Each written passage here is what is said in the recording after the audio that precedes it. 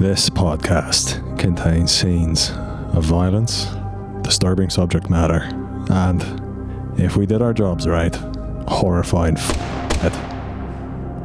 Listener discretion is strongly advised.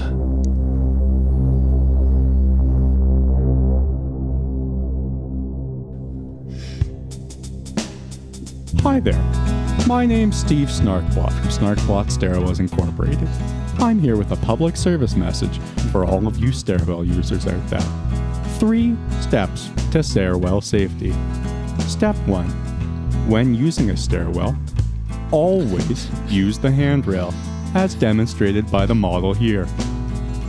Behold, a handrail. Now you use the handrail. Oh, yeah, sorry, Steve. Don't be sorry, just use the handrail. I'm sorry, Steve. We haven't made it to the other steps yet.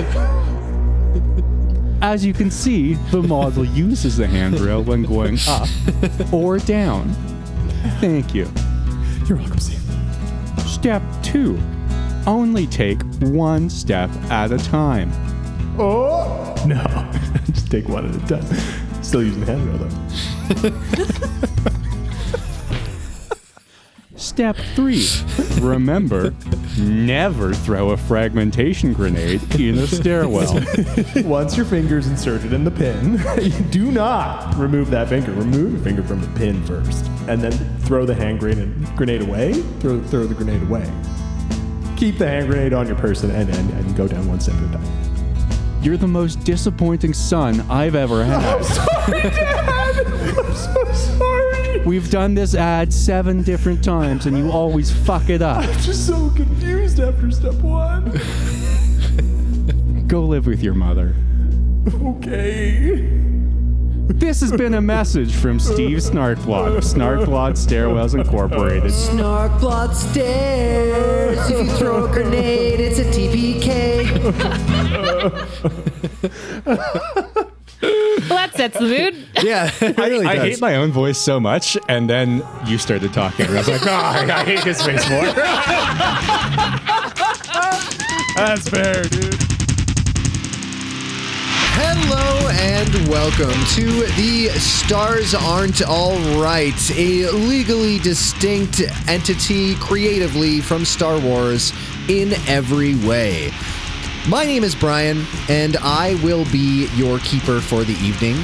Tonight we have with us my friends, my compatriots, my fellow disaster Dobermans.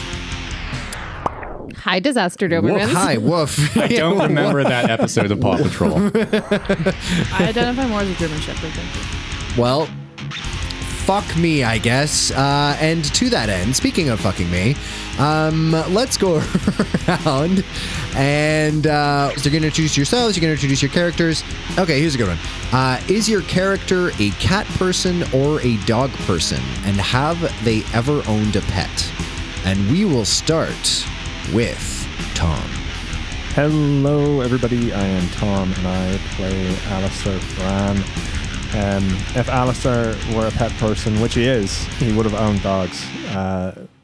Growing up where he did, they had whole schools of dogs. I don't know, packs, I guess. They're not fish. They're not fish. They're You're not that fish. important. Sorry, I'm trying to think about important people who listen to this podcast and clearly own fish. Oh, there's people here. Schools of dogs. You say. Had many dogs growing up. Normally hunting dogs or shepherding dogs, working animals. They're beautiful and big and companionable. Wonderful. Okay. Thank you, Tom. Catherine. Hello. Hello, my friends. I am Catherine, and I play Juno Angvin, our resident that actually kind of has the temperament of a cat. Little hot and cold, little lazy.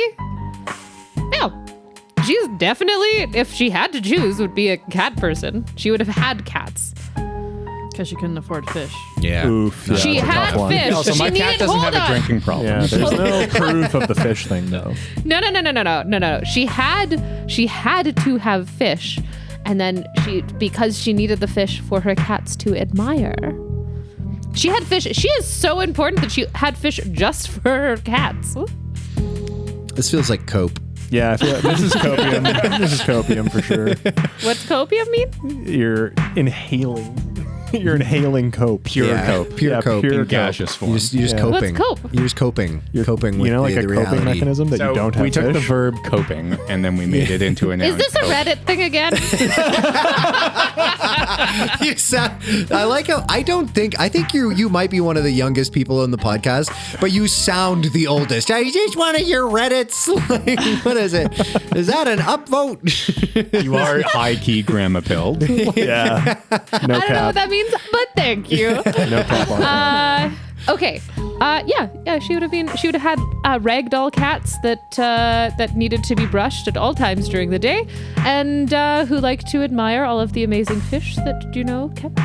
And I'm making Brian's doing air quotes, audio medium, Brian. but I will choose to ignore that. Yes. Amazing. She'd call all of her cats Princess. I like the idea that you'd have multiple cats at the same time, and they're all still called Princess. That seems very Juno to me. Brian, you've never had cats, have you? No, Yeah, we can tell. I feel like I got roasted, but I never had cats. No, it's just so I like don't know. the thing about naming cats is like you can call a cat whatever you want to because it doesn't give It a just shit. doesn't matter, Like it yeah. doesn't fucking care. This is Juno is like the same mentality. Same mentality. Call Juno whatever you want, just not unimportant. Alrighty. Damn. Yeah. Or late for dinner. Hey! Thanks for jumping on that with me, I got Tom. you, buddy. Yeah. He looked like sad while he did it. And I appreciate that. That's a true friend. Okay. Thank you, Catherine. Leah. Hello, it's Leah, and I play Glade Walker, who, to anyone's surprise, is not an animal person. She's never had a pet, though she's pretty sure she's eaten cats and dogs at one point to survive, so there's Probably. that. Would you be offended if I weighed in on this? Because I have a theory is that I think that Glade would be a dog person because she's so good at throwing. Is she, though? Self-fetching. Great. All right. Yeah. Thank you, Leah. Alex. Hey, I'm Alex. I play Frederick the Fecal Matter Fox, who is the character on Paw Patrol that monitors the fecal matter in the waste treatment plant to see if COVID is coming back. Awesome. Wow. And Would foxes. have to be a dog person, like based on the Paw Patrol placement and whatnot. Interesting. Well, But okay. I keeps think them as foxes pets would and, like this cats weird. more than dogs. That's kind of it because I've Dogs heard. are the enemy of foxes. Yeah, exactly. And I've heard foxes have you seen the described. documentary The Hound and the Fox? I think not. It's definitely actually, the fox and the hound. I think the Leofido stuff is wrong. No, I'm talking about the Soviet spin-off. Right? Yeah. Hound and fox, friends. Look at them Or fighting lovers. capitalism. Well, I've heard foxes described as, dog hardware running cat software. So, Anyway, what about your real character? Oh, yeah, I actually play Hair Doctor Barron von Wurst. And the good doctor is a cat person that does appreciate a good large breed dog. He kind of wants the dogs to stay in the dog lane, the cats to stay in the cat lane. Doesn't like a too large cat or a too small dog. Or crossbreeding. It is No the cat future. dogs. Not be. No cat dogs. You should not be drawing more things from this. The doctor is a good person. He is allowed to have preferences about dogs and cats. Maybe for not much longer. This is the whole exercise that we're doing right now. Is we're choosing preferences. And we're all just like, no, we know what you're talking about, Alex. We know what you're saying. Okay, amazing. Well, thank you, team. No one asked, but Doug likes ferrets. Good call. Anyway, let's do a recap of episode 8. Brian, are you a dog person or a cat person? I am I'm very much a dog person. I was going to do a bit, but everyone knows I'm a dog person. Fucking love dogs. Got a little tiny dog. I would like cats if I wasn't like deathly allergic to them. So I actually still do like cats. I'll still give them cuddles if they want. And then I just want to die after. That's fair. Thanks, Brian. You're It's welcome. a different type of want to die than the My before you usual, cut yeah. off. Yeah. It's true. Alrighty. On that note, team, let's do a recap of episode 8. We began with Glade leading Creed, Barron, Mike, and someone else who wasn't important enough for me to remember in a sprint away from the Reapers, who were descending into the building. Downstairs, Alastar and Doug were confronted by 2 guards as they were leaving, to which Alastar cleverly responded with sudden, overwhelming violence. Leaving the corpses behind, he made it to the rendezvous at the loading dock and discovered a truck. Yay! Trucks rule. Woo! Therefore, nothing bad happened the last episode. Meanwhile, the upstairs crew, registered trademark, had made it to the stairwell, but not before the Reapers heard them sneakily sneaking and ordered them to halt. Glade, wearing her newly reminted driver mask, responded to this very cleverly by trying to throw a grenade up a small stairwell after having never practiced this even once and with a 1 in 5 chance of success. In a turn of events that literally no one could have predicted. This went poorly and resulted in the death of Mike, who dove in front of Barron as the grenade exploded. The Doctor and Juno were both rendered unconscious, with Glade and Creed being seriously wounded before being captured and knocked out by the approaching Reapers. Meanwhile, Alastar, having not heard back from the rest of the team, left Doug in a truck. Hell yeah, trucks, baby! Such a good episode. I lost my train of thought. What are we doing? All right, great. And Truck of thought. Truck, thank you. And Truck headed back into the building to try and recover his friends, as he suspected fuckery abounded. Truckery. Thank you so much. He killed more guards with the new meta, as we call it, and didn't even hospitalize himself or his loved ones in the process. Juno dreamt of Tenjin and responsibility, and Barron dreamt of Marta and the opposition of fascism. Also of popping his cherry, but I presume popping his cherry. And trucks. And trucks, obviously trucks. Glade swum in and out of consciousness to find herself restrained, Juno intubated, and Barron fighting for his life as Dr. Moonbull operated on him. Creed was nowhere to be seen. Downstairs, it turns out even Alastar could only get so far with violence and eventually was overwhelmed by the building's guards. Sadly, it also turned out they were cultists and decided to throw him in the room with monsters. He managed to trip a crazed guard and regain his feet in said room as a writhing mass of black shadow rushed towards him. We begin first with a little bit of logistics. Juno and Barron, if you haven't already, please mark on your character sheets that you have taken a major wound. I was really hoping you'd forget about it. Fortunately, I only listened to the episode like 100 million times while I'm editing it, so. Are we still unconscious? You are both still unconscious at the moment, yes. Okay. Could I get both of you to roll d6s? It's a 1. 1, okay, great. 1 for Barron. That's a 2 for Juno. Great. Barron, could you reduce your strength score by a d3? And Juno, could you reduce your con score by a d3? What'd you guys roll? I rolled a 2. I rolled a 1. Okay. Could be worse. Could be worse. So that brings my strength score to a 53. Okay. Which makes sense. Any near-death experience will leave you feeling exactly 4% less strong. 100%. Yeah, that's where I got the idea for this. Alrighty, we begin. I was hoping inspiration would strike me at the beginning of this episode. Follow my lead! Yeah, follow my lead. Juno, you find yourself on Elysian Station. I believe Elysian was the station that you grew up on. Am I making that up? Is that correct? You don't remember either. You find yourself on the station. You were orbiting, I remember you were orbiting Titan, right? No, Io. Io, you were orbiting Io, that's right. You are wandering through the hallways as an adult, though, not as a child. What does Juno stumble across?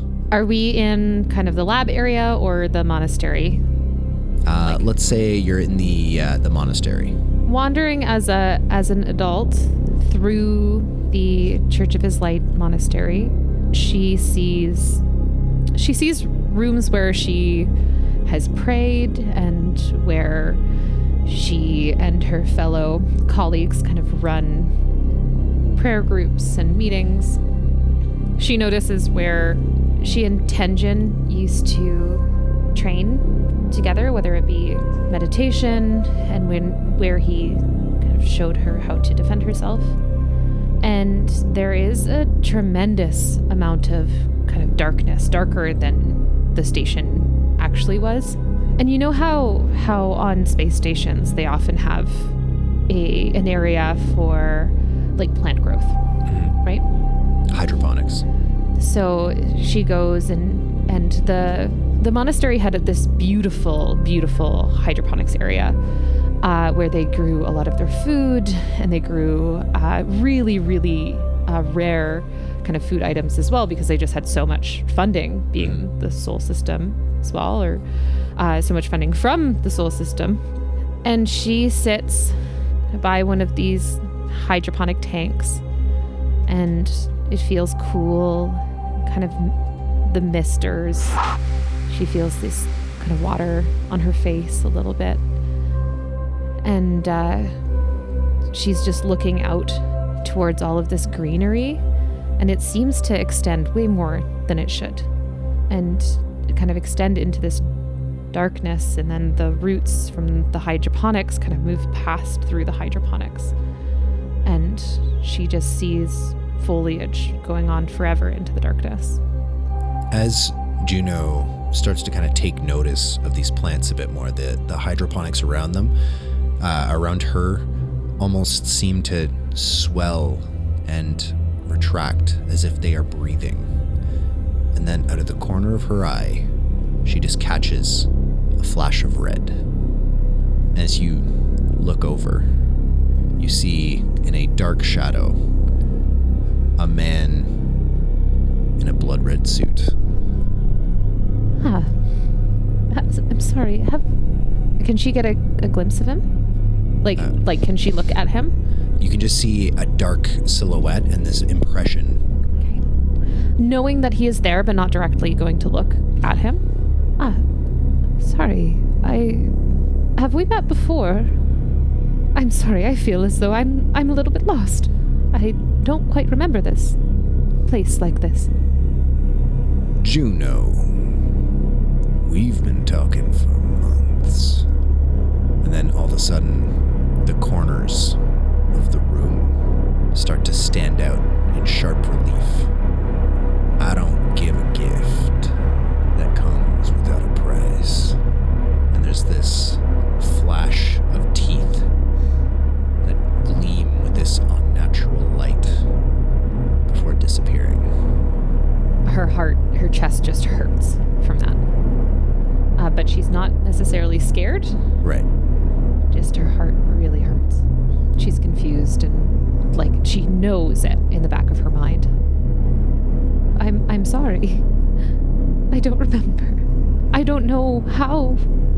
It's like trying to learn something that you've been told and that you know in the heart of your hearts, but I just don't know how to access it.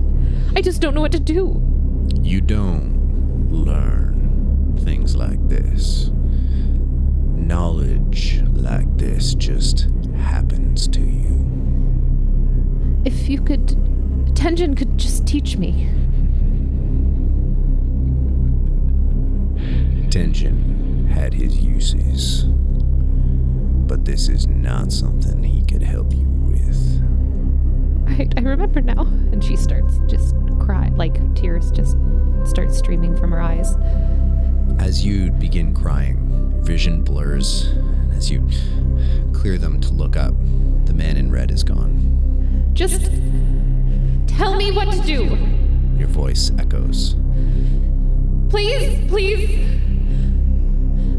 I just want to know. I just want to know. Wind begins to blow through this dark forest. And we leave you there. Barron. Barron is standing on the edge of a body of water, and behind him is a kind of very austere concrete brick, maybe a little bit like ferrocrete, mixed in there. And to the left is a large pillar with some type of admiral or war hero on top of it who's long dead, like a bronze sculpture. But Barron can't make out the face. You hear the waves lapping against the shore, or the base of the cliff, I should say. And you're trying to look at this statue. And the face is just hidden from you. It doesn't seem to matter which direction you turn, or which, even if you move, you try to walk around the statue, you try to like get a different angle on it. And then just out of the corner of your eye, you see a flash of red. Hello? Grüezi. Grüezi indeed, my friend. That is not the right accent for grüezi. No, I suppose it's not. My Sperman isn't that good. It's strange for you to be here on the Königsplatz then, isn't it? I suppose so. Place But banned to outsiders. I guess we are both outsiders now, aren't we? funny you should say that, because once a door is opened, it goes both ways. I'm inside now. Alex is trying. Alex is trying I would so like to hard. reiterate that I am an ally. Not an axis. Okay, yeah. Yeah, this figure in shadow in a blood red suit, who I don't think Barron would recognize from anywhere, really. Barron is nodding in a determinedly polite way at this figure with a strange wardrobe in what is essentially a forbidden area of his homeworld, and therefore probably not a super open area of his mind. Mm-hmm. This figure, you just get the impression of them looking around. I haven't been in here for long, but this does seem to be an interesting mind you have. Did you know you're dying? Medically speaking, yes. No, I am aware. If we're talking about internalizing the philosophical ramifications of it, then that is not my specialty. But I can tell you that I would not be coming back here voluntarily. So what brought you here? Do you see the sky? Do you see in the distance how it is the bright yellow, and then it becomes the blood red, and then the mauve, and then, you know, we call this color indigo, but it's not really indigo, you know? It's fuchsia. Says the statue with no face. In Glade's voice. Yes, exactly. Fuchsia. It is a fuchsia color. I always liked this sky. All of the colors of it. It was the only beautiful part of this part of Spoichland. Everything else was so ugly. I'm so relieved I cannot see the face of the statue. I wish it would burst into a million sparrows. Go ahead and make a psychology check for me, please. I am out of luck. You are out of luck. It's a fail. A fail. Okay. Your explanation that this place is beautiful, and the reason that you are seeking out this beauty, you just get the sense that it's just not being received by this figure. Fuchsia, you know? Like, the color in between mauve and indigo is a fuchsia. Like a dark fuchsia. Just look up, it's right there. Well, I suppose I can... Listen, do you want to die, or do you want to live? How much time do you have? Is there a cafe? Can we sit down and chat about this, perhaps? We're in your brain. We can chat for as long as you would like. Barron looks up at the statue and goes, Garçon! Statue steps off of its pedestal. Yes. A table and 2 cortados, please. Fine. Coming right up. Dunk. An excellent beverage. It always seemed a little pretentious to me, but it grew on me at some point, you know. Appearances are important. Especially when one is dying. Well, that remains to be seen. Who are you and why are you in my mind? We can talk about that After the cortados. after we make a deal. Oh, a bargain. And we will leave you there. Alastar, Yeah. you have tripped a guard. There is a writhing mass of black shadows coursing towards you. What are you doing? Off rep, what are the reactions of the 2 other guards who brought me down here? So, if memory serves, there were 4 guards in total. Yeah. The only 1 guard was kind of in the room with you, Oh, really? and the other 3 were outside the room. Perfect. Can I dislocate my left thumb so I can slip it through the hand ties that I have? Previously, I had established that the zip tie was on too tight, and you were like, oh, so it's easy to break. Oh, perfect. I was trying to remember if you had said, nah, they're actually appropriately put on. No. I said, you're like, so they're on very tight. And I was like, yep. And then you're like, great, so it's easy to break. And then Okay. I just listened to that part like earlier today. Fair. No, I was And then trying it was to... like, you said, Brian. Yeah. Okay. If they're on exceptionally tight, then I should be able to just twist and pull and it'll come apart. It'll hurt, but it should just break. For sure. I'll give you a strength check with a bonus dice. Yeah, because you said they were too tight, Brian. I fucking just said. I like how we're how many thousand years in the future, and it's like zip ties. That's what Listen, we got. when you. Taxis and zip ties. Look, when it works, it works. AK-47s and zip ties. That's it. You know? Listen, If it ain't capitalism broke. doesn't innovate. It's not the way. That would be a hard success. Hard motherfucking hell ass shit dickin' success. Absolutely. Yeah. You. Catherine is just experiencing whiplash. You snap the zip tie. Great. Shit all over your deck. Just all over your shit covered penis. Right, guy still on the ground in front of me. So why did you say it? No! Okay. I immediately close the door as I walk through it, leaving the other guy behind with the Okay. writhing mass. So you're going back out into the hallway with the 3 other guards. Yeah. Okay. I'm not staying in here with the writhing mass. I of understand. lunacy. Understand completely. You come like sprinting out of the room. Just close the door behind me and then I'll walk out. Okay. The guards are going to attack you. I can't visualize the space. Brian. I don't know what's going on. Brian, but can I- you describe the space to I us? think Yeah. we all know I can't. But- okay, here's a scenario. You're in a big long room. Yeah. Right? The end of, That's why I threw the grenade, because he's so bad at explaining a stairwell. you know in what? the space. We all I know know. I still don't know what the space is. I just know his dick is covered in shit. Like, I have a vivid image of that in my head. I have no idea what the room looks like. We all spend most of our time recording picturing Alastar's dick. Okay, that's normal. That's normal and fine. But all that to say, you are in a wide-ish room. Let's say it's like maybe.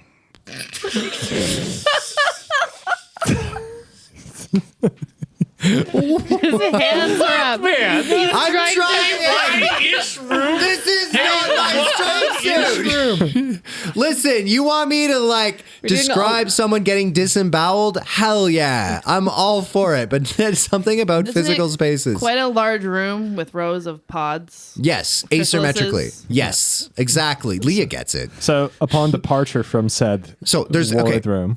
There behind you is the door, the only door, the only entrance you can see. Off in the distance, past kind of like around this writhing mass of shadows or whatever, is what seems like the impression of a dark forest. See the room, you cannot see the other end of the room. It seems to just go on and on and on. Behind you is the narrow hallway that you entered from, and the single door. So the guards are just right on the other side of this that door door. in this narrow hallway. Yes, Catherine. Okay, so if you go out the door from the medium large-ish room, Wide-ish. the widest room, Yeah. is I was going to give a dimension, but then you guys were dicks about it. What kind of dicks, Brian? Shitty dicks. We know that.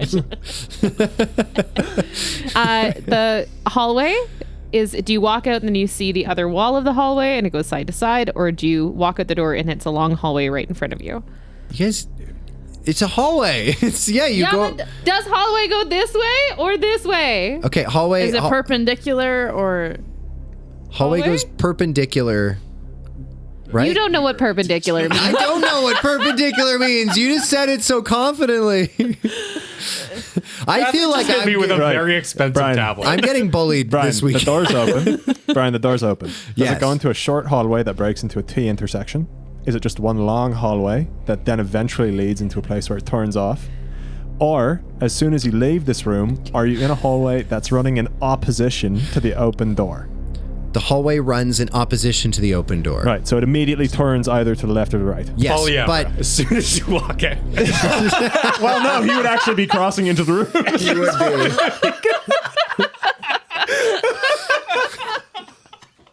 He dreams about it every night. If you had the fucking spine, Pierre. We're getting into the niche part of Canadian politics. That's a Canadian politics jokes. Thank God, like 70% of our listeners are American. Okay, great. Just ignore this like you ignore everything else. Yes, about Canadian Ignore politics. about Canadians and Canadian politics, please. And also, don't look up Pierre Polyev. He will be disturbingly familiar He was to you. on Rogan. Was he really? He was just on Rogan. yeah. Fucking This of is course he was. topical. Of course he was.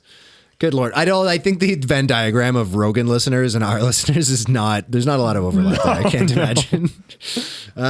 Okay. You leave the room. Okay, now that I understand The the hallway, dimensions. I'll say this. You leave the room, going out of the room. Turn to your left, hallway dead ends. Turn to your right, goes back the way you came. Right, so, and 3 guards are standing just outside the room. 100%. Perfect. So, knowing this now, Yes. I'm not going to close the door. Great. I am still going to break these cuffs Great. and barrel into the nearest guy that I can and just haul ass out of the room, leaving them to manage the whole writhing entity coming at them. Situation. Yeah. Okay. If we're fighting, we're fighting. Yeah, I hear you. It's a narrow hallway. I'll tell you what. Go ahead and make a dexterity check for me, please. That's an extreme success. An extreme success. Okay. There are 3 guards in the hallway. I'm going to give them 3 brawl checks, but they all have to beat an extreme success on your dexterity check. Not match beat. Like, did I have to crit? Shut the fuck. Alex has had exactly 1.5 glasses of wine and he's off the rails. He came here for violence. He raised a valid point, which only makes me more mad. Frankly, they have to match. So they also have to crit. First one is very much not a crit. Also very much not a crit. And that one is a regular success, but that doesn't matter. So you've managed to like kind of sprint out of the hallway. You manage to give them the slip.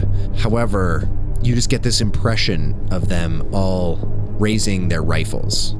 You got an extreme success on your dex check. What is your speed again? 9. Your speed is 9. Okay. Their speed is 8. Okay. 9 Trying to beats think. 8. 9. It is a bigger number than 8. This is true. Highs or lows? Highs. Or a luck check. I'll give you that choice. Highs. Highs? Okay. That's a 10. On what die? D100. No, I'm just kidding. You hear a single rifle go off, but bullet zips past you. We are going to enter a chase. All right. Brian is rock hard at the thought of you actually using the chase mechanic. I Done chases before. have been rock hard this entire time. Ever since we started talking about Alastar's shitty dick. Okay, no, great. I'm just so sorry. Just not even just to my dad now, just to everyone. I'm so sorry. Catherine did just throw up a little bit. Yeah. I did. Pretty straightforward stuff. So, Whatever you're laughing about, say it. Say it. Well, now there's vomit and shit on the dick. I wish you hadn't said that. I'm so glad you did. I'm so disappointed. I feel like the moments where like Catherine looks to Leah for support, and then Leah betrays her are my favorite, my favorite ever. I don't even know how we got to this joke. I don't understand. It's because I said something stupid and we all latched onto it because we're children. Okay, incredible. So the guards are one position behind you in the chase sequence. You are basically first, so you can move basically one like space per turn. The next space in the chase that you'll come up to is the T intersection. So one intersection leads further into the building, the other leads back into the service tunnels where you guys grenaded the fuck out of the Ned lead. Which one are you taking? Which one leads me to the control room? Control room would be back into the building. Back into the building then. Okay. So you're moving ahead, Yeah. reaching the and T intersection. As I kind of come screaming by them and their shots ring off, I'll say, "Mind the door, lads." As you get to the T intersection, you start hearing screaming from the room. Leah, Catherine, and Alex. Give me highs or lows calls. First, Leah. Low. Low. Hi. High. Low. 2 lows and a high. Okay. 2 of the guards break off, and you just kind of looking over your shoulder, you can see them kind of like look into the room and start going, "Oh, fuck, fuck, fuck," and raise their guns. And you're starting as they're shooting into the room. 1 guard is going to chase you. Perfect. Nice. Alastar. Yeah. You made it to the T intersection. We're going to start basically back at the turnover. It's basically you and this 1 guard. Yeah.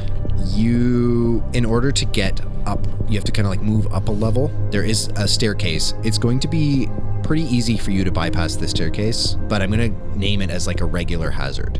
Okay. So I'm going to get you to make a dex check to run up it. I'm going to give you a bonus dice on this. Okay. That is a success. Absolutely no issues whatsoever. Yeah, great. You managed to get up the stairwell, no worries. Like it's tiny little like set of stairs. Right. So how far behind me is he roughly? Wide-ish, I would say. He's Yeah. so the hallways are about, let's say about like 6 feet wide. Okay, so pretty narrow. Pretty narrow. And then he is maybe about like 30 feet back from you. Perfect. Am I crossing any of the detritus left in our entrance as we ascend the staircase? Not going this way, no. No, not ascending? Not yet, Okay. not yet. Okay. Because I just remember leaving weapons on the bodies of the people who we killed. Totally. So you're going to be coming up to the corpses at some point soon. Perfect. As you continue running, you can just hear his boots like kind of pounding after you. You can still hear like gunfire from the other room, including this, not something that you hear, but something that you feel, this kind of like almost chittering on the inside of your skull. You keep running. Yeah.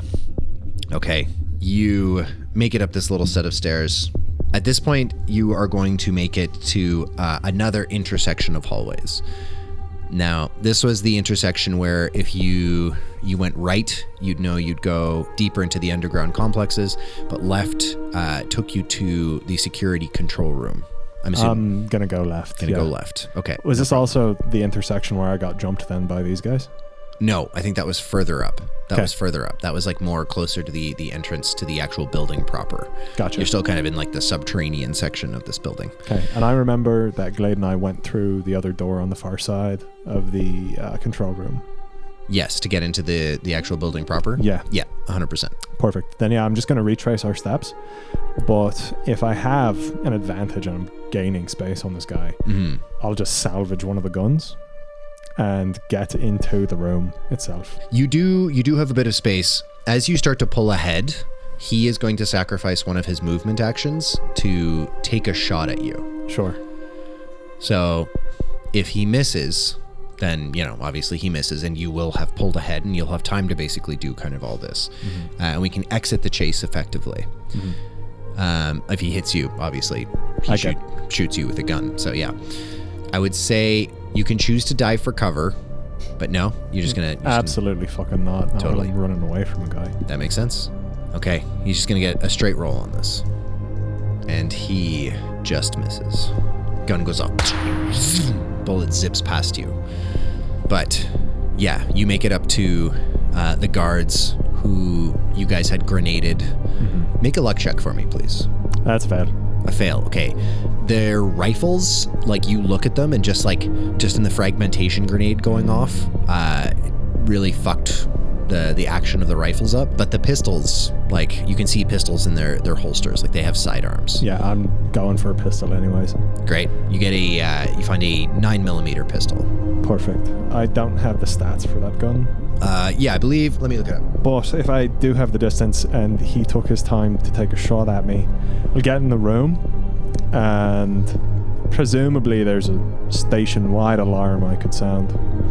Yeah, absolutely. The alarm is, I think, still going, realistically. But when I was up with Doug, there wasn't like an alarm blaring, was there? There wasn't, no, not initially. Okay. But then, oh yeah, you wouldn't know this, but the alarm, there is still an alarm sounding down here. Yeah. I will say that. But you wouldn't know whether or not the alarm was sounding, further up the building. Okay. Your 9mm pistol, just so you know, does 1d10 damage and has a malfunction of 98. Okay. And how many shots does it get? If any? 15. Shit. Okay. And how many in a round? Is it 15? What? No. Like 15 in the magazine. Okay, Sorry. cool. It's your standard 3. Like, so 1 shot normal or 3 burst fire. Perfect. Okay. Yeah. What I want to do, grab that gun, break line of sight with this guy in the room. While in there, just try and do anything I can to escalate the alarm, to draw away whatever military presence I can from upstairs to downstairs. Okay. Go ahead and make a straight intelligence check for me, please. That's an extreme success. Okay, you're so fucking smart. You see the fabric of time itself. Oh, shit. Yeah. No, you... What kind of fabric is it? Probably cashmere. That makes sense. Yeah. Polyester. I would say I'm so sorry to say. God is dead. Yeah. can at least be like it'd be a rayon, like a just. I wish I could tell you it is, but it's just not, dude. It's bad. It's gonna smell bad. Anyway, it's gonna smell bad. It's like a workout shirt made of polyester you got from Walmart for $5. The pits are stinky. Anyway, Oh no. here's the deal. I don't make the rules. Mike's ghost does. But you get into the control room. You're kind of looking around. You can see an intercom, one that communicates with the entire building. One that, obviously you had like no previous use for. Incidentally, you also kind of look down on the floor and you see a guard having slipped into a coma after being, shot in the femur earlier today. Perfect. I don't care. Great. Yeah, I didn't think so. I just wanted to let you know that was happening, and then I hadn't forgotten. All right. Noted. So he's in a coma. Great. I have a 10-page backstory for that guard. I don't. Okay. Anyway. Once I identify the way to do it, I'm going to hug the corner closest to the door that enters this and get down into a crouch below eye line and just wait for this fucker to come up here. Okay. Go ahead and make a sneak check. Or what is it? Sneak? Is sneak stealth? What's on the character sheet? Stealth. Stealth. Great. Stealth. Sneaky. Sneaky, sneaku. That is just a success. Just a success. Okay. You hear boots approaching. I'm going to give him an intelligence check here to see if he's smart enough to, not just run straight into the room. He succeeds. Boots approach and then kind of slow down. Make a listen check for me. Oh, fuck. Give you a bonus dice. Oh, that's a 1. God damn. That's a fucking 1. He hears the fabric of time and you space. hear the crinkling of the Hear the polyester. His extreme success before this was a 2. Damn. Next, you're going to roll a 0.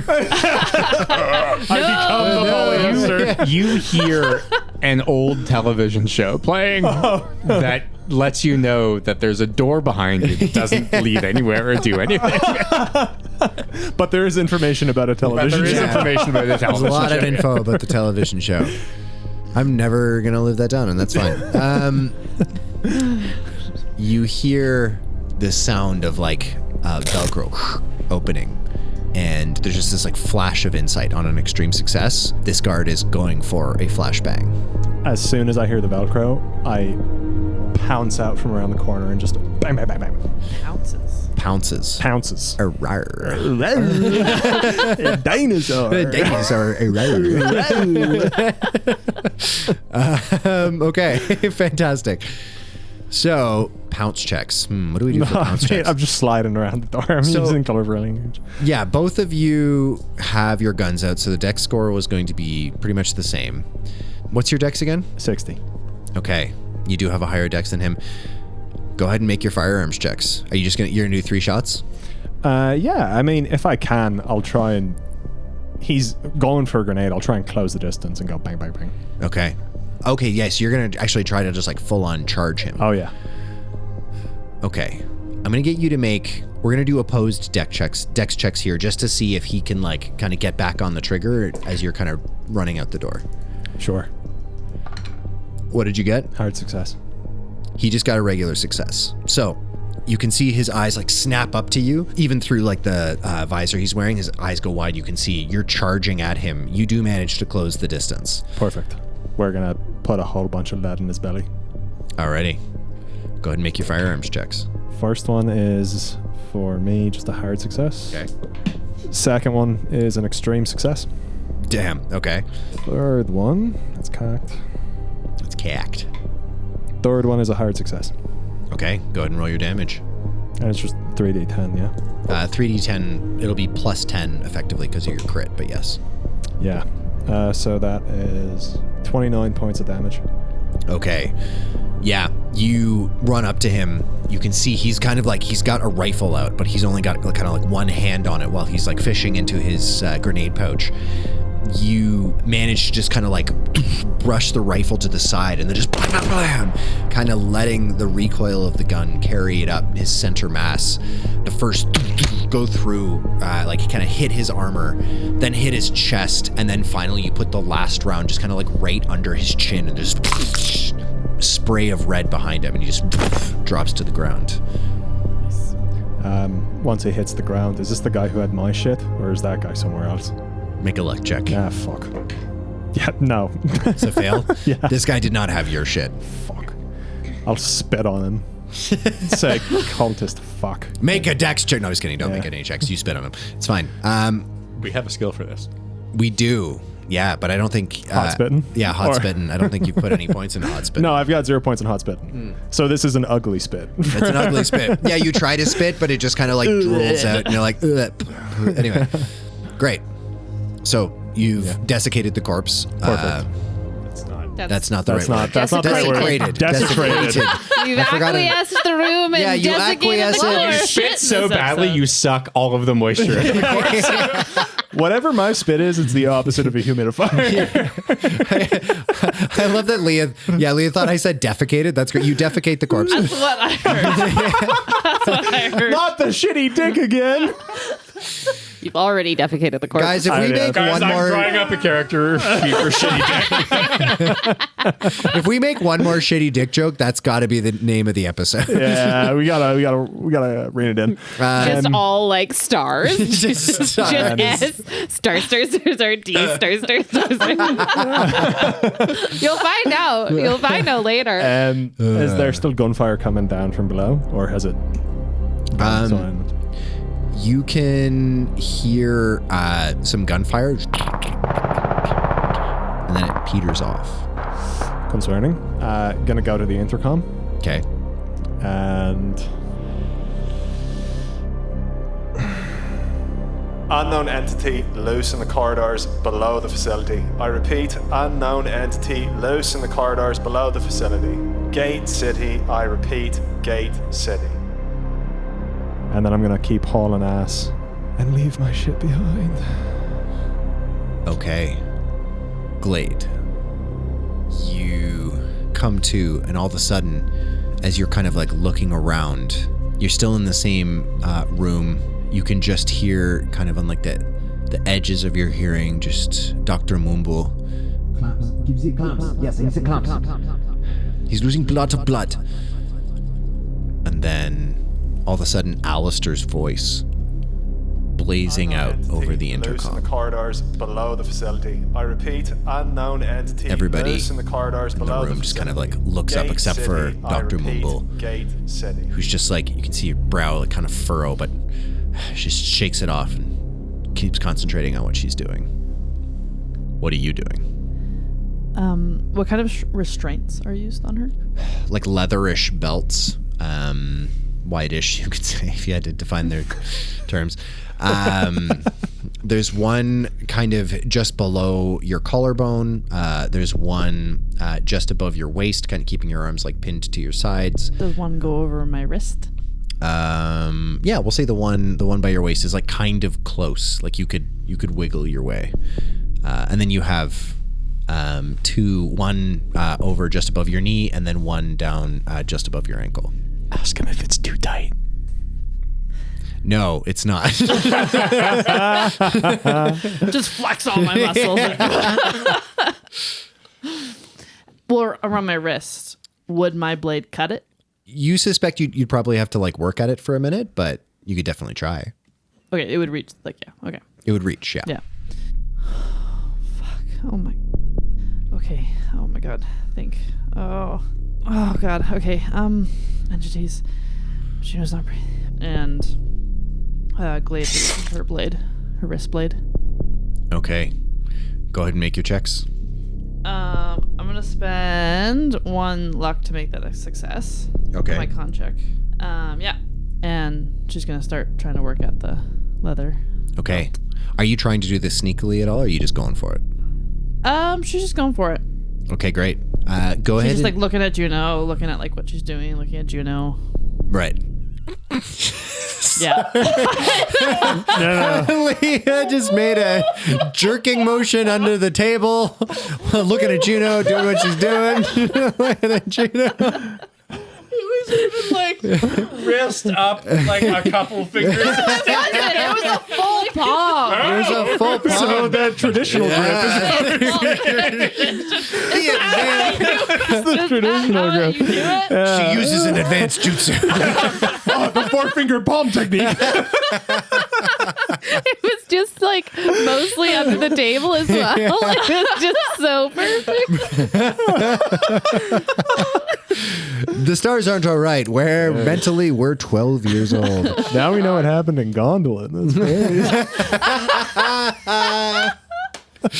God, what a deep cut. What a fucking deep cut. Speaking of deep cuts. Into leather. Go ahead and thanks for being on the same page with me on that one. Make a fighting brawl check for me, please. Sure can do. That is a regular success. Okay, go ahead and roll the damage for your blade. 5.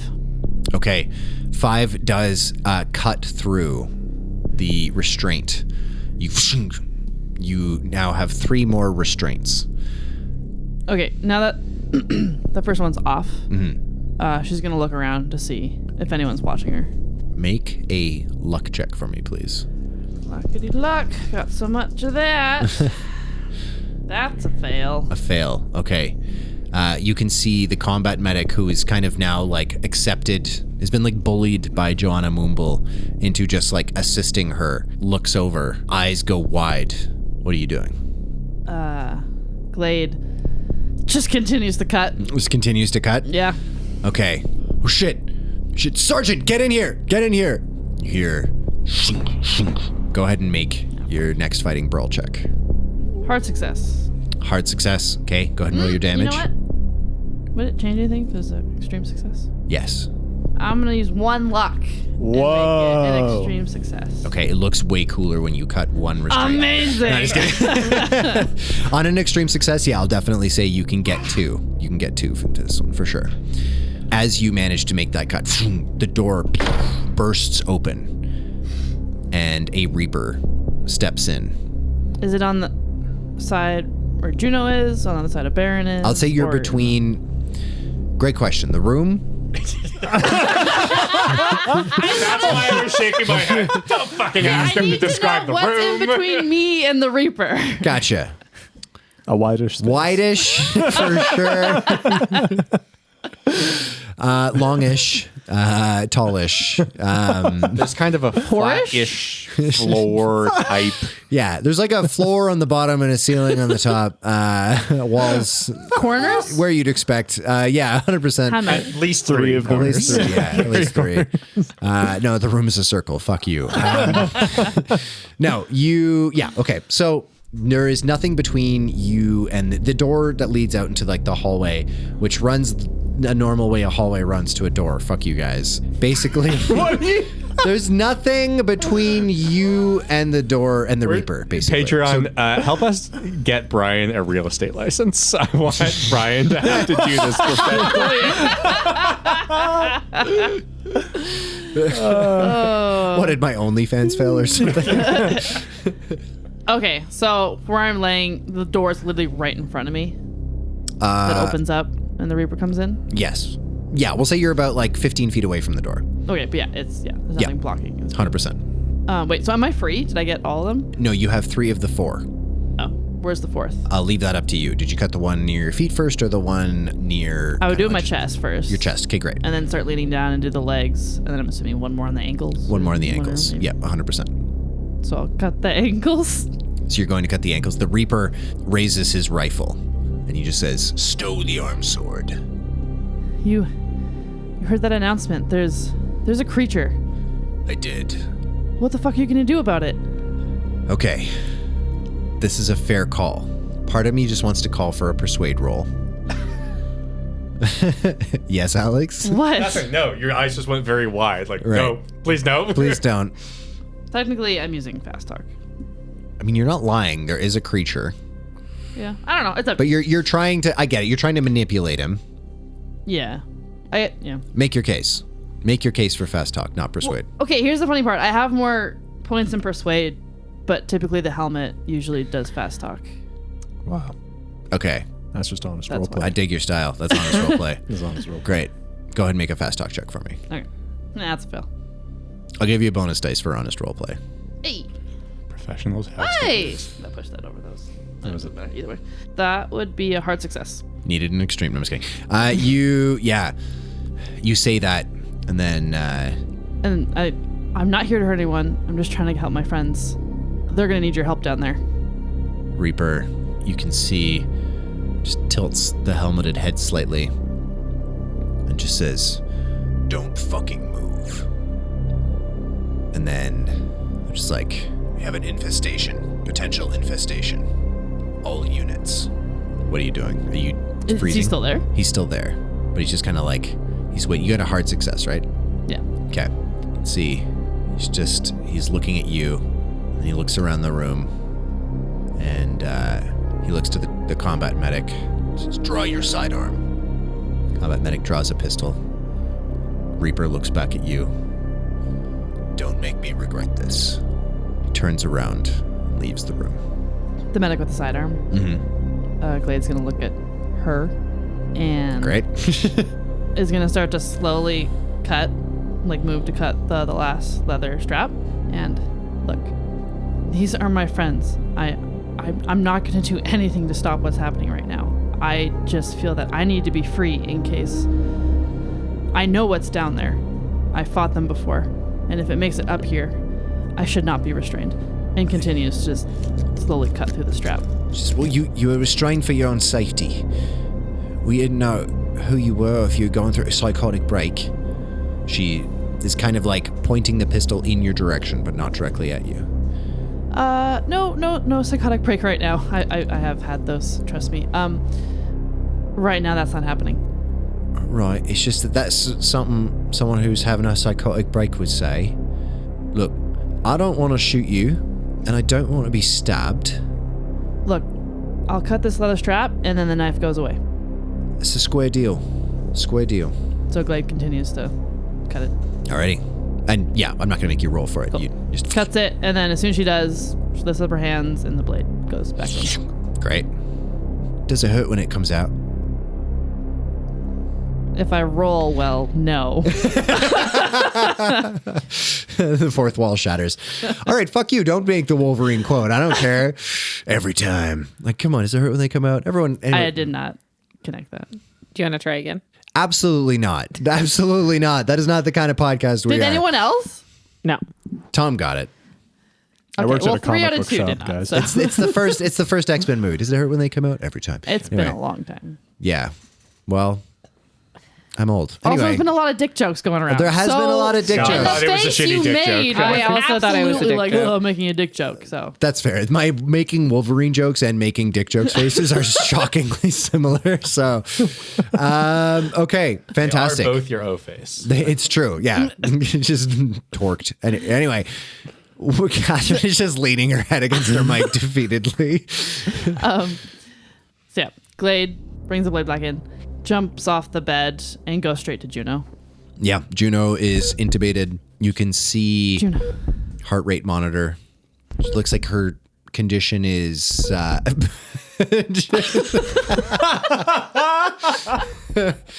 Just take a picture of that. No, you don't need that. No, come on. It's for, No, you don't need that it's for the picture. listeners. It's for the gram. Juno is intubated.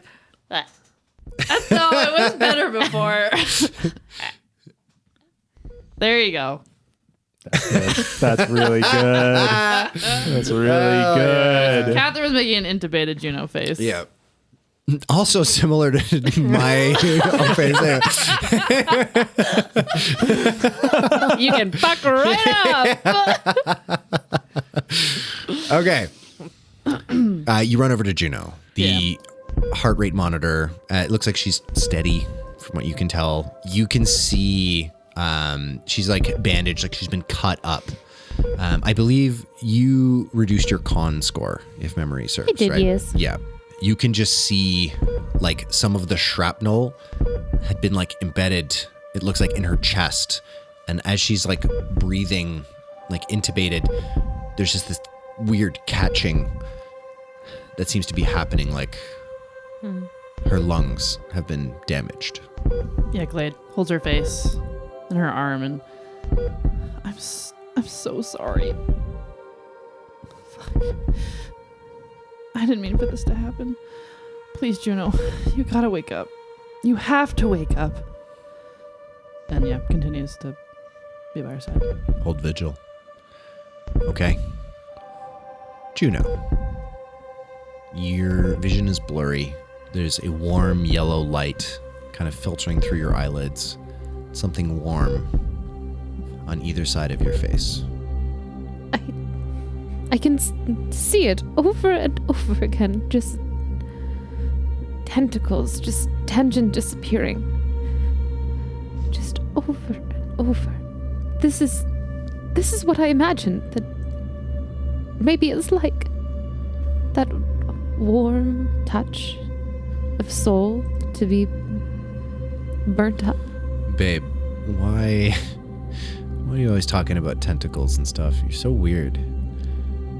And your monastery girlfriend, whose name escapes me at the moment. Escapes me. Escape. Has it been mentioned before? Yes. I believe so. Yeah, and in fact, I think you said that her getting transferred to another school was the same amount of suffering as Barron losing his wife to Yeah, fascism. that was correct, yes. Was it her? Oh. Kind of seems stupid now that you can't remember her name. Yeah. Just choose it. Melanie? I think Melanie was who was That's in the the vat tank. lady. Yeah. Yeah. Okay. It's okay. My notes are pretty good, but How I about don't- Valerie? about Todd. How about Todd? Valerie. What? How about Twad? Todd. We're not doing this again. Oh, Twad. Twad, yeah. Todd. Gonna have nightmares because of you assholes. That's awesome. It's not Twad.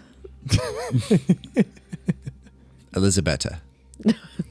Enrique. No, Valerie. I like Valerie. Valerie? Let's do Valerie. Why don't you come on over, Valerie? Okay, He does bat mitzvahs. I do. Exclusively. I do nothing else. Try to hire me for your wedding, I'll say fuck yourself. Okay, great. Valerie. Says, babe, like, why are you always so weird? I have never been weird in my life. You're so weird all the time. Oh, you. Yeah. Where Okay. have you been? Where have I been? Babe, you just fell asleep. You know the world doesn't disappear just because you don't see it. Juno, her eyes widen. You were in The one universe expands. Just think you. everything suddenly starts existing. You I've never really thought about object permanence before. Yeah, that's okay. At least you're pretty. I am quite pretty, yes. are. Oh, thank you for noticing. I notice frequently. And then she strokes the side of your face. You're lying in a garden of the station. Not necessarily like a hydroponics garden. This is more just literally just a leisure garden. It's in the day cycle. Juno's brow is like furrowed this entire time. Like something's wrong. You're going to get a wrinkle. But where have you been? I don't even remember you like Yeah, this. you didn't even remember my name. Sorry. Anyway. It did escape me for a while. Yeah. Why now? We could have used you. No. Val, this is all wrong. It's nice to see you, but we were kids when we saw each other last. And this was never... Juno starts crying again. This was never meant to... Well, it couldn't, and it was never meant to be. Is anything really meant to be? Oh, your philosophical shit. You were always running after something. Chasing something more interesting and new and... Dangerous. Is that why you liked it? It was dangerous. I think that's why you liked me. Sorry, sweetheart. I think you have a type. What do you mean a type? How dare you? How dare you say something like that to me? And showing up here after so long and just leaving me. You knew what was going on. You knew what my family was like. You knew what the monastery was like. And you just left. Do you think I had much of a say in that? You can't pretend to be so high and mighty and chase all of these things and then be so goddamn innocent in it all as well. I'm fucked up. Yeah, we're all fucked up. Yeah, and you always knew. You always knew you couldn't hold on to me. I was something that could be held for a time as long as you didn't squeeze. And you started to squeeze, didn't you? Juno hears this voice change and just slaps her. As you reach out, there's nothing there. God damn it! What are you doing? What are you doing to my mind? I remember and then I forget, and then I remember and then I forget. You give me this thing that you call a gift, but I can't even figure out how to use it. And if I do figure out how to use it, I'm just going to kill everybody I love. Everything has a price. What is your price? What do you want? How are you feeling right now? I am angry. Great. And also that feeling of slipping in and out of remembering and not remembering. What does that feel like? Confusion and frustration. So it feels like you're going crazy.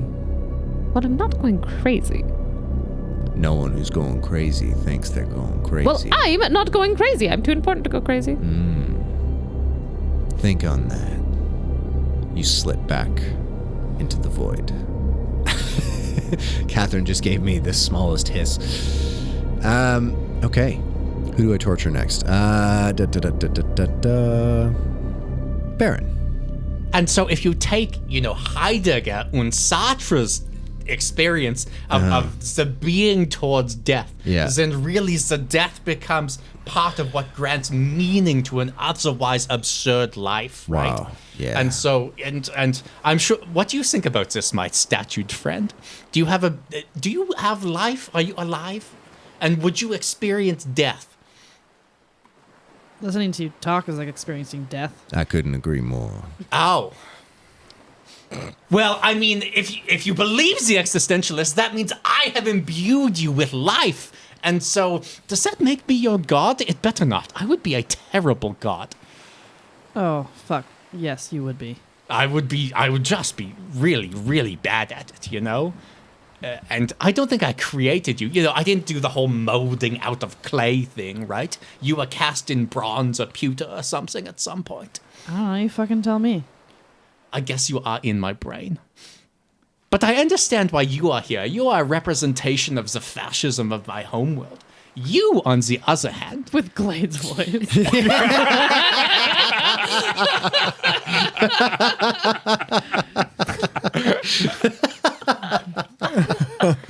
Okay, I have some things to work through in terms of my conceptions of being an ally. I understand. It is difficult, but I am trying.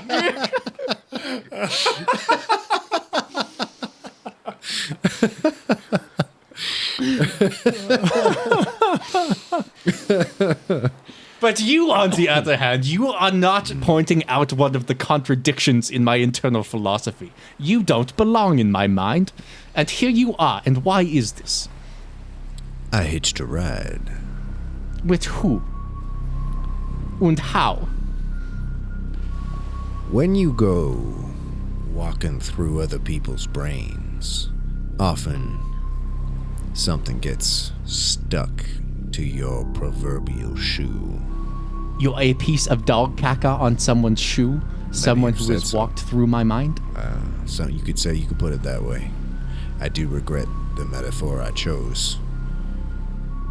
It's not exactly the most self-aggrandizing thing I could have picked. Well, I feel But it it's is apt. apt in the circumstances, It is apt. right? Because I am, after all, only a shadow. A shadow who I will point out that has had like 7 cortados, and I don't know how you haven't used a bathroom yet, but... This is not real. Oh, yes, no, that makes sense. So, who exactly did you hitch a ride into my mind with? Who is the shoe in the circumstance? That's $1 million question, isn't it? Somebody who let me in. Barron looks blankly at the statue.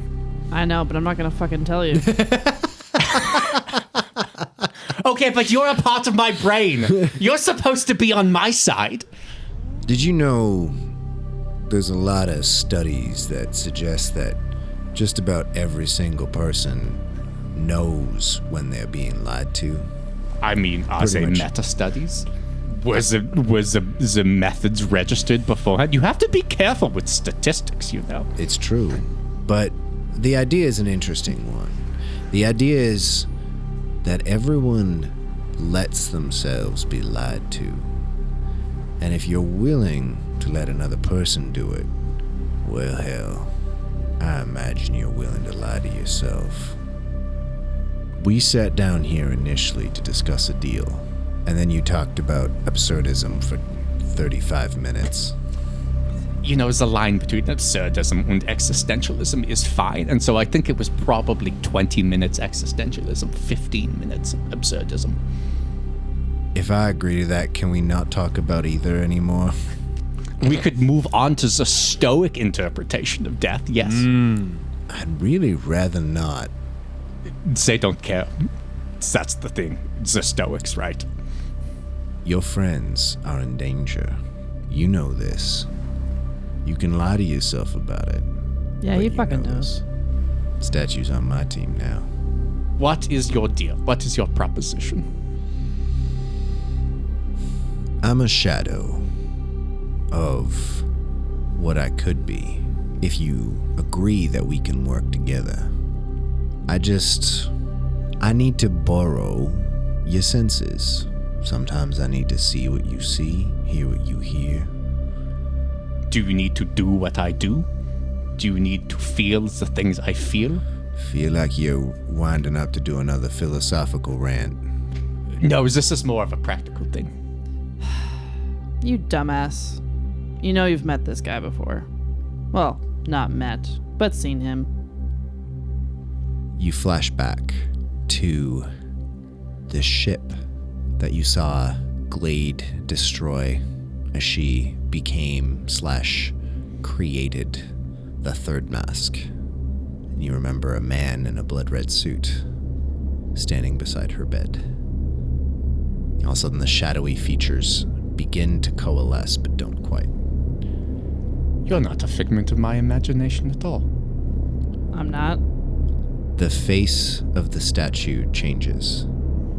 The third mask stares down at you. Maybe I'm not. Outnumbered in my own mind. A lonely position for sure. Maybe you should take the deal. Maybe you should explain exactly it is what you need of me. We will pause you there. Alastar, Yeah. you have made this announcement in the control room. I'm assuming you've marked your pistol down 3 rounds. Yeah. What are you doing? Gonna keep moving my way up to the main floor. Okay. Hopefully to try and intercept anybody on the way down, give them any information. And yeah, I undoubtedly after the announcement, if anyone is in the building, military or otherwise, they'll be making their way down here, so I'm going to be apprehensive for more security cultist guards, but primarily on the lookout for the Reapers that we would have assumed were arriving through the shuttle that we saw coming down when we entered the tunnels. Okay. Go ahead and make a listen check. We're looking for a regular success, or a spot hidden, and we're looking for a hard success. I'd rather do spot hidden. Spot hidden is just a normal success. Okay. As you leave the control room with the screens of all the security cameras around the building, you make your way in. You can just see kind of at a quick glance a bunch of guards moving through the building, and you can see just at a quick glance you can see Reapers, like fully armed, like suited and booted Reapers, making their way downstairs. On a regular success, yeah, before you leave the room, you don't really get too much information. Are you trying to move sneakily? Alastar would be a bit more concerned about whatever is following him.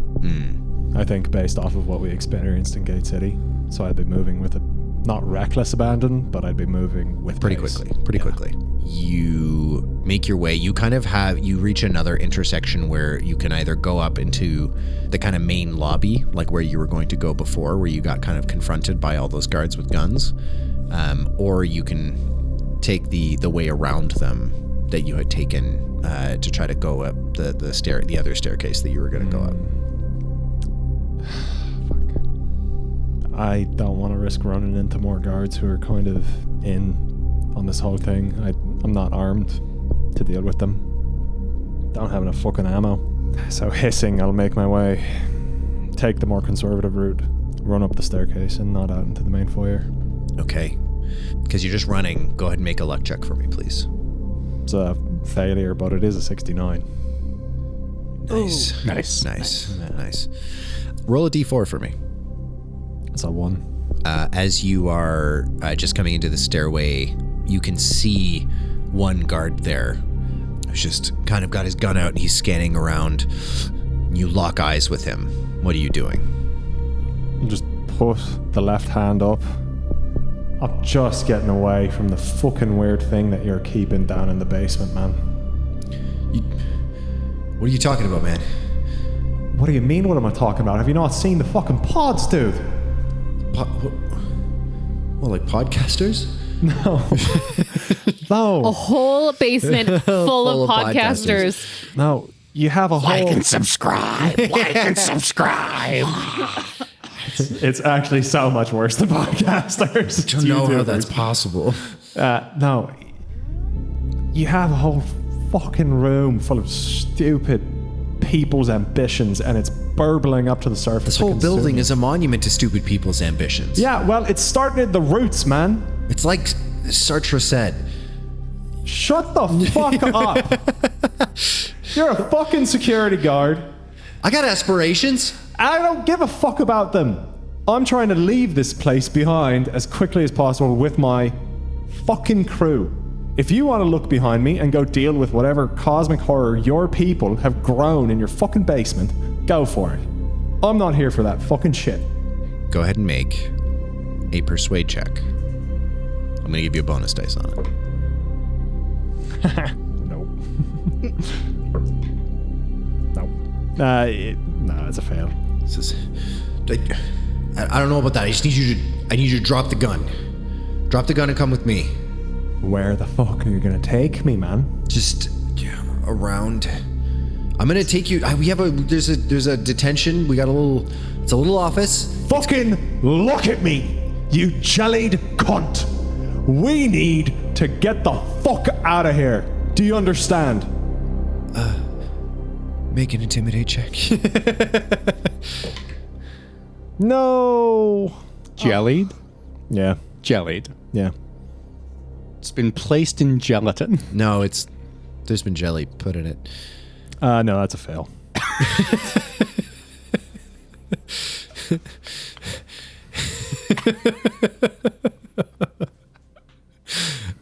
You...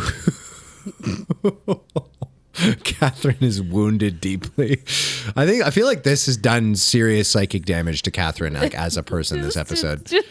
He says no with complete confidence. I go, oh, he knows what Tom's talking about, and then he just pulls, like he just loses all confidence. It's just full of jelly. It's been jelly has been put in it. The guard, you can see his eyes go wide for a second. He just begins to raise his pistol. Yeah, I throw a grenade at him since we're in a stairwell. That's Every time. my move? Yeah, no. Look, if this guy's not willing to be moved through words, I will kill another fucking person. If he begins to move his gun, I'll begin to move mine. Okay, you have a higher dex than this guy. Go ahead and make your checks. Killed so many people in this building. You guys have killed a lot. I've been keeping a tally, actually. Fucking crazy. Yeah. How far did I open the stairwell and he was at the bottom of the stairwell? Can I close with him using my movement? You failed the spot hidden check, if memory serves, right? Yeah, and then we locked eyes. I tried to scare him, insulted him. Gotcha. And stuff. I would say just because of you took that time instead to like speak, his hand is already raising. I'll say like, Totally. This is not a scenario where you can kind of close the distance. I'm just shooting. First roll, success. Second roll, success. Third roll is a failure. Okay, go ahead and roll your damage. 16 points of damage. 16 points of damage. Okay. He goes to raise his gun. You raise yours. Just like blam, blam, blam. There's like this cacophonous explosion of sound in this stairwell. And then as your ears are ringing, you like blink the after image away. He is just lying on the stairs dead. I'll exhale deeply. Eject the mag. Take a quick count of my shots. Knowing full well I only have 9 left. I'm gonna walk up to the corpse, take whatever magazines he has, pat him twice on the cheek, say thanks for the reload, make my way upstairs. You get 2 magazines. I'm assuming you would eject the one from his pistol. Yeah. And he has one in his belt. He's a spare. Okay, so I've got 9 plus 24. Or plus 30, I guess. Okay. Glade. Still holding Juno. God, I don't know why the fuck I did that. I wasn't thinking. Oh God, why wasn't I thinking? The fuck, I always think things through. As Glade puts her hand on her head and then touches the helmet. Fuck. It's the stupid helmet. I shouldn't be wearing this. Yeah, that's why I did that. That's why it all happened. Fuck. Okay, yeah. Are you doing all right? You said it wasn't a psychotic break. It's just sounding a little bit like a psychotic break. Because you just kind of smacking your helmet. And aren't you supposed to be helping my friend? Pointing at Barron. Yeah. Look. And then Jonas says, actually, she is a very mediocre surgery assistant. I'm not trying to be mean. I'm just being honest. Okay. Well, how about you just don't pay attention to me and just be mediocre over there. Honestly, in her defense, I'm also trying to not pay attention to you to do surgery on my friend as well, Barron, who I know back from our days in Spermany together when we went to school. I'm Spelgian, so not Sperman, just so you know. But honestly, it's very distracting with you talking to your helmet and smacking yourself in the face. It's even more distracting than when you were escaping with your arm sword. Okay, well then stop talking to me and help him. I would really like to do this. Then do it. Okay, can you stop talking to your helmet? Out loud. You can do whatever you want in your head. Glade stops talking. Audio medium. She looks around the room. Are there any security cameras? Yes. There's one in the corner. She would like to move to a corner where the camera isn't above and facing away from everybody. Sure. Wait, she reaches around her side. Does she have her other masks? They left your mask on. Yeah, I'll say you have your other masks, because if they left your helmet on, they probably wouldn't have taken your bag of masks. Okay. Yeah, so facing away from everyone, away from the camera, Glade's gonna take off her driving helmet and put on her butterfly mask. Okay. Okay. She turns around. She goes back over to Juno, puts her hand on her face again. Fuck. I'm gonna fix this. She is unconscious. She's in a coma and she cannot hear you. Shut the fuck up and fix the doctor. I'm trying, but it's in fact you who should shut the fuck up.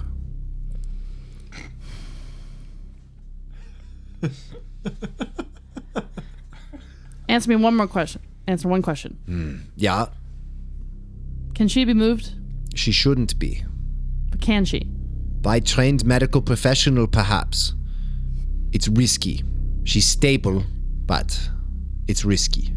If we need to evacuate really quickly, how would you do it? She begins explaining, and then she looks back at Barron, and you immediately get the insight that you don't need to get an insight. It's Joanna Mumble. She says, I can explain this to you, or I can continue operating on your friend. I cannot do both at the same time. Is there any other surgeon that can do it? You can ask some mediocre medic here. She looks at Juno. Okay, keep working on the doctor then. Great. She begins continuing to do surgery. Mediocre doctor. You can just... Yeah, I don't that's know fine. your name. Yeah. It's Melissa. Okay, Melissa. How can I move her? Well, she's being intubated right now, which is being fed from the building's oxygen supply. So we need to get an oxygen tank and then kind of change it over. And then you just need to make sure her IVs are all connected to the bed. Usually in the Navy, we have kind of specific gurneys that we use for this kind of thing. They obviously don't have them here because they're not used to bringing people away under gunfire.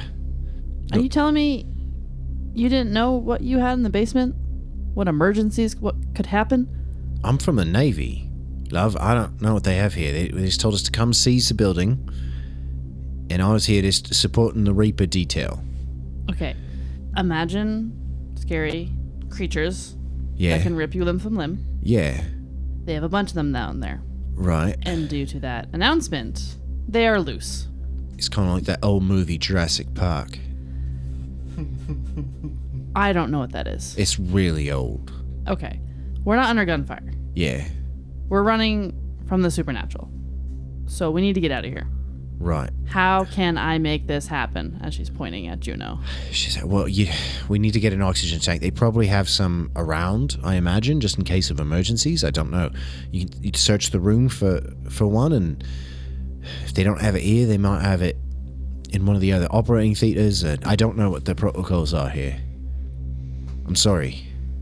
Okay. Glade's gonna start looking for oxygen tank. Okay.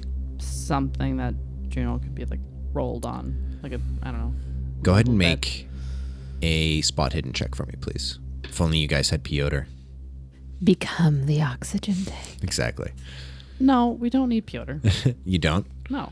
That is a hard success. Hard success. As you are looking around, you're kind of like, kind of opening up and closing, a bunch of the drawers, the cabinets that are around. All of a sudden you just hear as if an oxygen tank has opened its own valve in a closet. And then you go over to this like larger kind of armoire type thing, and you open it, and you can see something that's labeled emergency O2 with a little screen on it that kind of helps like regulate the oxygen output. Okay, so I grab that, Mm-hmm. bring over the bed. Because currently the bed she's on, that we're all on, like those don't move. It is like a movable like gurney. Think of like a hospital bed, right? Like it is on wheels. It can move, but it is a big one. Like it's one of the big hospital beds. It's not quite like a gurney you'd ride in like an ambulance or something like that. So it can roll. It's just big and heavy. Okay, so she need an oxygen tank. Ideally, something better to move on. And anything else? You just need to secure her IVs. Like she's lost some blood, so they've got that going in there. Then they've also got some, it looks like painkillers. They're keeping her in a coma. Okay, this coma is medically induced. She's intubated right now. There's a lot of reasons they could have done it. Give me a chart. She begins moving over. There's a chart at the end of her bed. Okay, looks around. Okay, she grabs it, passes it over. All right. Her lung collapsed. They've reinflated it. I don't know what the medical term for that is. She's still recovering, so strenuous activity, it's going to be difficult for her. She's being kept in a coma because she's being intubated right now. So she's not getting enough oxygen just from breathing, so they're pumping it into her. If you disconnect those drugs, she'll wake up, and that will be bad. You don't want someone to wake up when they've been intubated.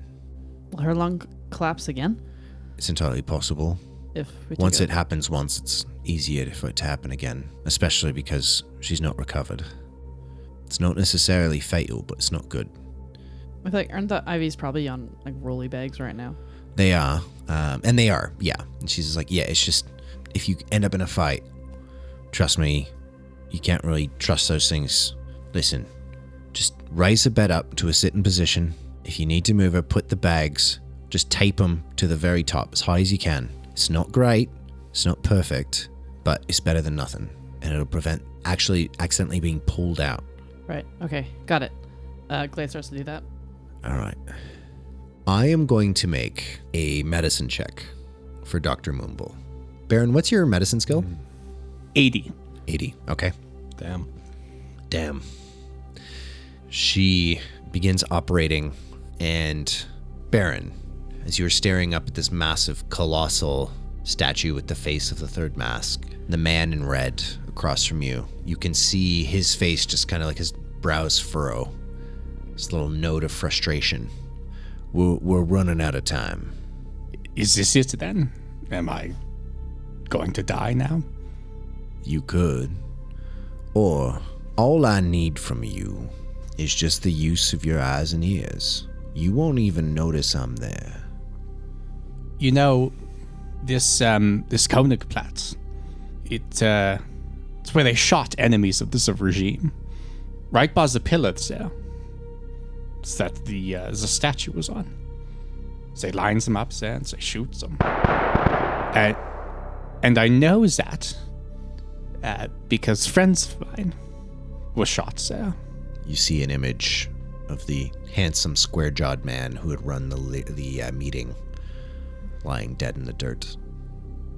They made us watch. The general populace. They would march you in. It'd be 9 a.m. So you'd stand around for 2 hours. No cortados, by the way. Then around noon or whatever, they march people out. There's a little speech. There's a little thing about order and security and all this kind of stuff. And then a bunch of 19-year-olds will shoot a bunch of other 19-year-olds. And they knew who they were because other people acted as the eyes and ears. The statue's head tilts. So, you've already seen friends die. Do you want to see more? I think it's about time that you listen to this man. A warm hand rests on your shoulder. Trust your heart, Baron. Oh, but that got me in so much trouble last time, Marta, didn't it? A little, but Oh, it was fun. So it was very fun, yes. Perhaps pleasant trouble. It's gotten you this far. It's why I fell in love with you. It is. It is. And I simply cannot believe that when you were faced with this choice, Marta, so I hear, you decided to act as the eyes and ears of the devil, did you not? Baron? Are you saying that I spied for the Sperman government? No death reports. No letter of martyrdom. You just disappeared in our dear Spoichland, apparently unharmed, and have never contacted me since, Marta. I see we're now finally not lying to ourselves. Baron, you're worried about this. You think about this, but do you believe it? And as you look over your shoulder at Marta, you can see her form seems indistinct. A terrible place, this contemplates. Difficult to know if anything is real. And certainly no place to make a choice you may regret. She takes a step back from you. You never know the choices you're gonna regret until you make them. I know that better than most. Tick tock. I always wondered what was on the other side of the bay. I think I'd like to find out. Would you pay the statue for the cortados, please? It only seems fair. You had more than I did. We'll have this conversation again, Herr Doctor. I would rather not. Cheers!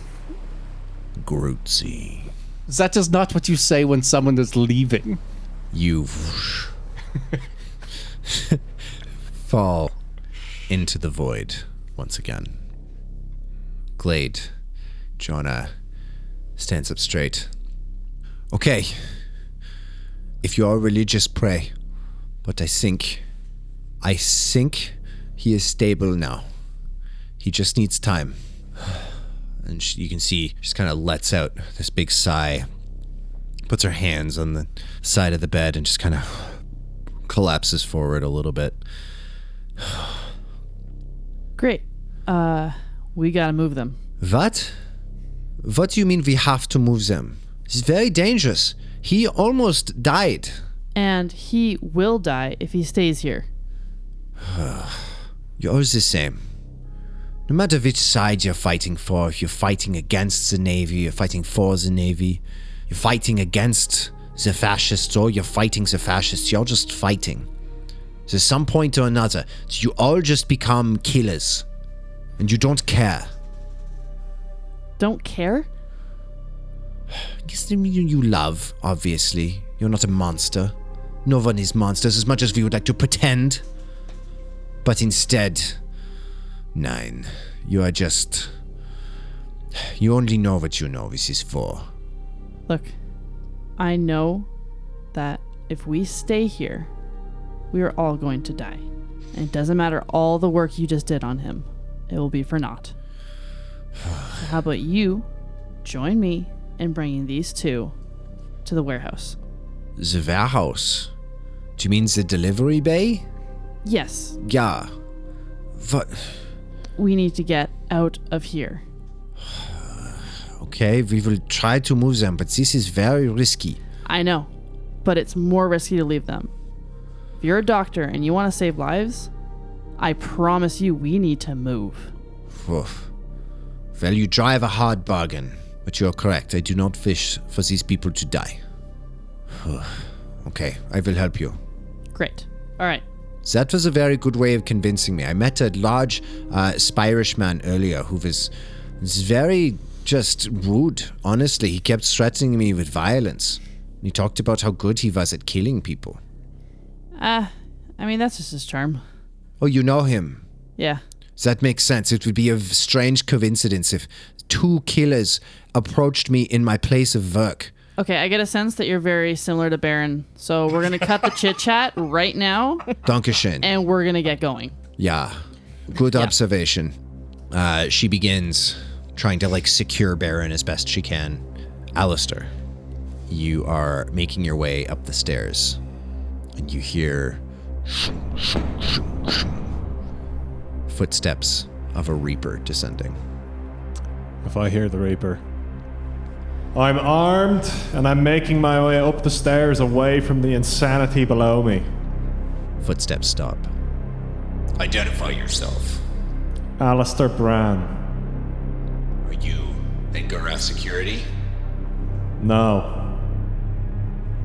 Put your weapon on the ground. Put your hands against the wall. Soldier, I don't have the fucking patience for this anymore. The last time I was disarmed, the person was eaten by an intergalactic entity. That's below me. That's where your friends are going. I'm the one who sounded the alarm. Can I please go get my friends? Could you describe the entity? A chittering mass making its way towards me as I was being fed to it by the ludicrous, absolutely fucking mental security guards of this daft fucking medical hospital. Stop. One moment. Confirmed reports of crawling ones. Repeat, confirmed reports of crawling ones. Use fire. Stay where you are. By all means. Shunk, shunk, shunk. Comes into view. This fully armored Reaper. This big fucking gun. This kind of stops in view of you. Has his gun center mass on you. He would see Alastar. Jacket shedded, so just kind of like the shirt underneath with the holster for his gun empty. Handgun still in his right hand. Sword belt empty. Absolutely fucking caked in layers of blood.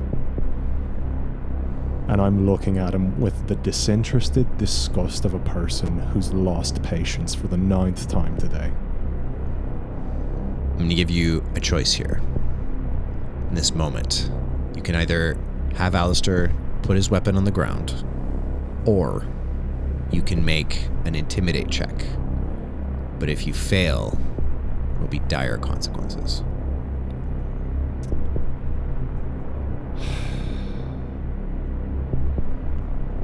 I'm going to put my fucking gun on the ground. Okay. And throw a grenade. He watches you put your weapon on the ground. He approaches. Turn around. Face the wall. Why? If you were facing a potentially hostile person, would you let them stand facing you while you walked past? You're telling me a Reaper in the Navy is afraid of a tired, disarmed individual in a fucking staircase? Shoulders his weapon. I will not ask you again. I'll go up against the fucking wall. Shunk, shunk, shunk, shunk, shunk, shunk. Walks past, and then the pace picks up as he starts to speed towards the lower levels. Going to grab my gun and make my way up to the floor that Glade was going to. Okay. As you kind of burst out onto the floor, you can hear some conversation from this kind of surgical theater, and you burst in the door, and you can see this Navy, looks like combat medic, with her pistol in her hand, just looking between Joanna Moomble, who you recognize, trying to secure Barron to the bed as best she can. And you see Glade doing the same with Juno. And you see, look, listen, both of you need to, we haven't been authorized to move. And then you burst in. You can see her eyes go wide. She says, don't move. She brings her pistol up. What are you doing? Glade, seeing this, as soon as she hears Melissa do that. Melissa, wait, he's with me. What's your dex? 65. 65. You are faster than Melissa. Make a persuade check for me, please, with a bonus dice. Do I spend luck? Melissa, don't worry. You can come live with us on our ship. This totally worked out for the last guy. It's a fail. It's a fail? Yeah. Just listen, drop your gun. Your Reaper friend, let me by, medic. I have run out of fucking patience. Look at my friends around you. Do you think this is how I wanted to find them? Do you? Quit wasting my fucking time. I'm sick of this shit today. I've wiped the blood of 7 people off my face to get here. All of them would have fed me to a beast I don't fucking understand, and now you want me to stop these people from getting away from that fucking thing. You pull that trigger, you die. Do you understand me? Make an intimidate check for me, please. Success. She looks over at you, Glade, and looks at Alastar. Just points the pistol up at the ceiling and then slowly puts it down on the ground. She says, listen, We're not gonna hurt you. You made the right move. Okay, good. I just wanted to get through med school, okay? I couldn't afford it. So I joined the Navy. I don't care. I grew up in a small town. We start moving It's out. in the countryside. We had a dog. 23rd to 17 children. I'm going to go and grab the pistol she put on the ground and give it to Glade. Wipe the blood off my eyes. You had a worse day than me somehow. Let's just go. Come on. Worth noting, Alastar, Creed is nowhere to be seen. On that note, where the fuck is Creed? Glade, completely forgetting his existence. Thinking about Juno and Barron fighting for their lives. Shit, man, I don't know. I'm sorry. I was out cold too. I don't know where he ended up. We gotta get moving. Then start moving. Medic, where the fuck is Creed? The other man. They took him away. They didn't tell me where they were taking him. Look, let's get these two situated. Wait, where's Doug? Doug is in the truck. In the loading bay. Okay, so we do have a truck. That's good. Okay, let's make our way there, and then we'll figure out how to find Creed. We gotta move, man. Fine. The lights flicker. And then, from a vent, you just hear this skittering and a strange pressure on the inside of your skull. Could I get Glade and Alastar to make power checks for me, please? Extreme success. Extreme success, hell yeah. That's a fail. Fail. As you two are having this conversation, all of a sudden, Glade's face goes slack. Well. I don't know. You're butterfly mask now, right? Yeah, I guess. So you can see a little bit. Yeah. You can see it. You can see like the expression, just the eyes kind of go wide, and speaking with Glade's voice. Join. No need to run. Yeah, fuck that. No. Glade. Start snapping in front of her eyes. Glade, make a fighting brawl check for me, please. Hard success. You can oppose it. Or dodge. Dodge or fight back. Up to you. What am I doing? I'll let you know in a minute. Okay. Stupid people in 2.5 always succeeded on their checks. I'll dodge. Dodge is what sort of success do I need on dodge to beat a hard success on brawl? You need to tie it. I have a hard success on dodge. Okay. Glade just lunges for you. You manage to just kind of backstep. Glade, don't make me fucking do this again today. There's no response in Glade's eyes. Glade, I will say, it's like you're watching this through a dirty window. Is there a scalpel anywhere near me? Yeah, I'll say there's a scalpel. Yeah, grab a scalpel. Okay. Stow my gun. I don't want to fucking hurt you, but I will. Sword pops out of her arm. Dr. Mumble, combat medic. Get the patients down to the loading bay. Yeah. We'll begin to move. Then do it. And that is where we will end tonight's episode. Guys, can you believe Glade turned into a homicidal maniac? She even told the doctor that she wasn't having a mental break. Oh my god. Thanks for making it this far. So ends episode 9 of season 3. Look for our next episode coming shortly. This podcast is edited, mixed, and mastered by me, Brian Geshkarian. All the music in the podcast is composed by me. Special thanks, as always, to Leah, Catherine, Tom, and Alex for lending me their talent for this. You can find us on Insta, TikTok, and Twitch at The Stars Aren't All Right, or on Blue Sky at TSAA Pod. You can support us on Patreon at the link in our bio, and chat with us on Discord using that very same link. But, as a reward for making it to the end, I would like to remind you that the masked palm civet is a viverrid subspecies native to the Indian subcontinent in Southeast Asia. Most of all, and as always, thanks to you for listening, and we'll see you next time.